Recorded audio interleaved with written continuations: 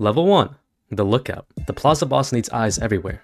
That's you. You're 15, sitting on a plastic chair outside a convenience store in Culiacan. You have a phone, a Coke, and one job. Watch the road. If you see military trucks, you text a bird. If you see black SUVs between the windows, you text a snake. That means rival cartel. You're paid $100 a week. Cash. No questions. The other guys don't talk to you. You're furniture. But you're learning. You see how the system works. The police drive by twice a day. They wave. They're on payroll. The real threat is the Marines. They can't be bought. One day, a convoy rolls through.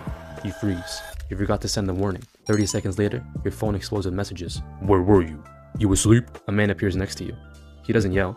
He just looks at you. Next time, we bury you in the desert. You don't forget again. Level 2. The Transporter. You're 18. A man approaches you at a gas station. You know how to drive? Of course you do. Good. Tomorrow, 6 a.m. Warehouse on the south side. You show up. There's a white semi-truck. The cargo area is loaded with watermelons. Hundreds of them. Underneath the watermelons, welded into the floor, are 500 kilograms of methamphetamine. Your route? Sinaloa to Tijuana. 8 hours. If you get stopped, you're in prison for 20 years. If you make it, you get 3,000. You drive. Every time you see headlights in the mirror, your stomach drops. But you make it. You park at a warehouse. Men unload the truck. One of them hands you an envelope. You've never held this much money in your life. You do it again next week. And the week after.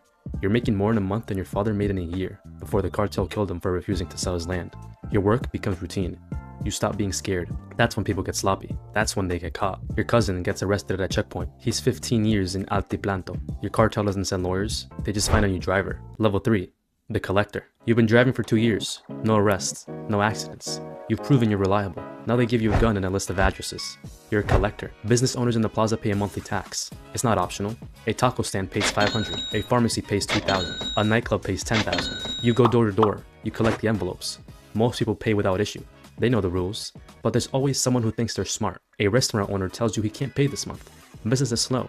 You nod. You leave. You come back that night with 2 other guys. You smash every window. You break every table. You beat the owner unconscious in his own kitchen. The next month, he pays double. You're making $1,500 a week. You buy a used BMW. You buy your mom a new house. She doesn't ask where the money comes from. She just cries and hugs you. But you're also now a target. Rival cartels want your territory. The government wants to make examples. Every time you collect, you're exposed. Level 4. The Cell Leader. You're 25. You run a cell. 10 men. Your job is simple. Move product and protect territory. The cartel supplies you with 100 kilos of cocaine every month. You break it down. You sell it to distributors. You send the money up the chain. You keep 10%. That's $50,000 to $100,000 a month in your pocket. You're also responsible for security. If CJNJ decides to try to move into your plaza, you respond with violence. You don't wait for orders. You handle it. A rival crew kills one of your lookouts. You find where they operate. You send 6 guys with AK-47s. They walk into a bar and open fire. Then 12 people die. 5 of them were civilians. It makes the news. The government promises justice, but the governor is on payroll. Nothing happens. You're living well. You have a house with a pool. You have a girlfriend who thinks you own a construction company. You have respect. But you're also managing chaos. Your men are young and stupid. They get high on their own supply. They start fights. They attract attention. You have to discipline them. Sometimes that means a beating. Sometimes that just means a bullet. And the pressure from above is constant. The regional boss wants more money. Always more. If you don't deliver, you're replaced. And replacement is permanent. Level 5. The Regional Operator. You control a city now. Maybe it's Reynosa or Nuevo Laredo. You have 5 cell leaders reporting to you. You manage the supply, the distribution, and the violence. Your meetings are in a safe house that change every week. You arrive in armored SUVs, you have bodyguards, you carry a gold-plated pistol you've never actually fired. Your job is to think strategically. The plaza boss wants to expand into a neighborhood state. You plan the operation, you identify the weak points in the rival cartel's territory, you bribe local police to stand down, you coordinate the assault. 30 of your men roll into the town at 3 a.m. They kill the rival cell leader and his crew. They hang bodies from a bridge with a message, "This plaza belongs to Sinaloa." You also manage the money. Millions of dollars flow through your hands every month. You can't deposit it in the bank. You launder it. You buy restaurants, car washes, construction companies, legitimate businesses that hide illegal profits. You're making $200,000 a month. You have properties in 3 states. You have a wife and kids who live separately from your work life. You tell them you're an import-export guy. They don't ask questions, but the walls are closing in. The DEA has your phone tapped. You know this because your lawyer told you. So you communicate through messengers.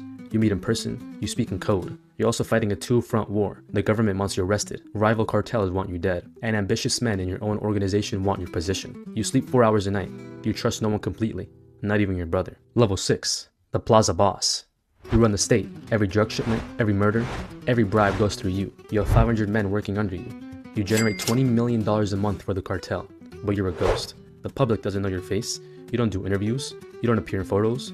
You live in a compound in the mountains, 20-foot walls, armed guards, attack dogs. Your work is politics. You negotiate with other cartels to avoid unnecessary wars. You meet with governors and generals. You don't threaten them, you make them offers. A suitcase with $2 million, a share of the profits, a piece of the empire. Most of them take it. The ones who don't, they get exposed. Photos of them with mistresses, evidence of corruption. Their careers are destroyed, and if they still refuse, they disappear. You're also a CEO. You manage logistics on a massive scale, cocaine from Colombia, precursor chemicals from China, marijuana from the mountains, heroin from poppy fields. You coordinate shipments across continents. You manage tunnels under the border. You manage submarines. You manage drones. You're making $1 million a month personally, but money's just a number on a screen. You have everything you could want and nothing you actually need. You can't go to your daughter's quinceañera. That's too dangerous. You can't visit your mother's grave. Snipers might be waiting. You live in a golden cage, and the paranoia is eating you alive. Your head of security might be working for the DEA. Your accountant might be skimming. Your right-hand man might be planning a coup. You execute 2 of your men based off suspicion alone. Better be safe than sorry. Level 7. The cartel leader. You built this. Maybe you inherited it from your father or your uncle. Maybe you killed your way to the top. Either way, you're the boss now. Your organization moves 100 tons of cocaine a year. You have cells in 15 countries. You have politicians in 6 states under your control. You're worth $3 billion. But your name is on every wanted list in the world. The US has 10 million bounty on you. The Mexican government has special forces hunting you. You move between safe houses every 3 days. You communicate through encrypted messages that are destroyed after being read. You've had plastic surgery twice. Your own children don't even recognize you. You meet with the leaders of other cartels. You divide Mexico not like a business deal. You get Sinaloa and Sonora. They get Tamaulipas and Veracruz. Everyone makes money. Everyone stays alive, but it never lasts. Someone always gets greedy. War breaks out. Hundreds die. Towns become battlefields. And you can't stop. If you try to retire, your own people will kill you. You know too much. You're too dangerous to be left alive. You're the most powerful criminal in the Western Hemisphere. You're also the most hunted man on Earth. Level 8. Supermax. They got you. Maybe it was a raid. Maybe it was a betrayal, but you're in the cell of ADX Florence, Colorado. 23 hours a day in isolation, concrete walls, steel door, no windows. You'll die here. There's no escape, no bribe works, no army can break you out. El Chapo tried twice. He's in the cell next to yours now. You had billions, you had an empire. Now you have 4 concrete walls and the rest of your life to think about every person you killed to get there. Level 9. The successor. But the cartel doesn't die with you. Your nephew takes over, or your son, or your lieutenant. Someone always steps up. The drugs keep flowing, the money keeps moving, the bodies keep piling up. The cycle never ends. You were the king, now you're a legend. A cautionary tale. A ghost story that parents tell their kids. This is what happens when you get too greedy, when you think you're untouchable. But there's always another kid in Culiacan, sitting outside a convenience store, watching the road, waiting for his chance. This is the cartel, not a gang, a business. A $1 billion empire built on blood and corruption, and it's still running.